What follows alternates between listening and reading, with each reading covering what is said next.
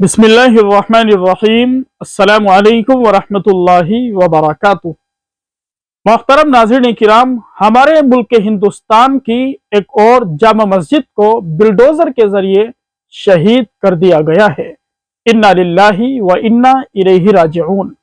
जी हाँ नाज़रीन किराम, इस वक्त बड़ी खबर सामने आ रही है यूपी के फतेहपुर से। फतेहपुर की नूरी जामा मस्जिद को सड़क चौड़ीकरण के नाम पर बिल्डोजर के जरिए शहीद किया जा चुका है। नाज़रीन किराम, इस वक्त मुल्क हिंदुस्तान के अंदर मसाजिद निशाने पर हैं और मस्जिदों के नीचे मंदिर होने का दावा भी बड़ी तेजी के साथ मुल्क के अंदर फैलता जा रहा है। संभल की जामा मस्जिद का 2 बार सर्वे हो चुका है और संभल की जामा मस्जिद को मंदिर करार देने का बार बार मुतालबा किया जा रहा है। वहीं बदायूं की जामा मस्जिद को भी मंदिर बताया जा रहा है। अजमेर शरीफ की दरगाह को और उसके पास में मस्जिद को भी मंदिर बताया जा रहा है।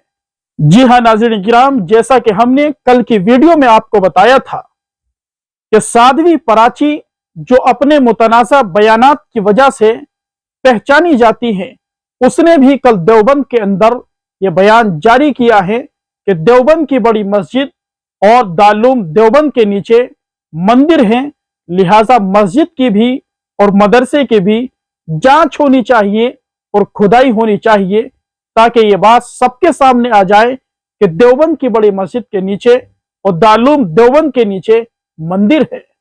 इस वक्त मुल्क हिंदुस्तान की तमाम मसाजिदों को घेरने की नापाक कोशिशें हो रही हैं।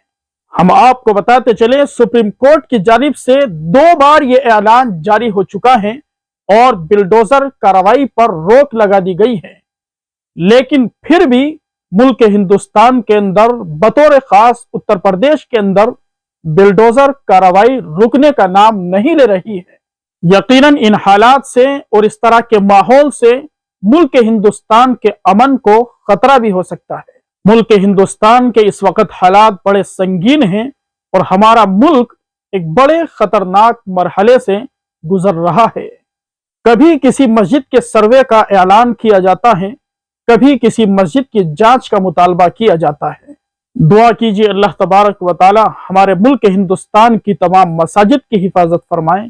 बारी ताला दुश्मनान इस्लाम की मंसूबा बंदियों को नाकाम फरमाएं। अल्लाह तबारक व तआला उनकी प्लानिंग को मलियामेंट फरमाएं। अल्लाह रब्बुल इज़्ज़त हमारे मुल्क हिंदुस्तान की यहाँ बसने वाले तमाम बाशिंदों की बतौर खास मुसलमानों की हिफाजत फरमाएं।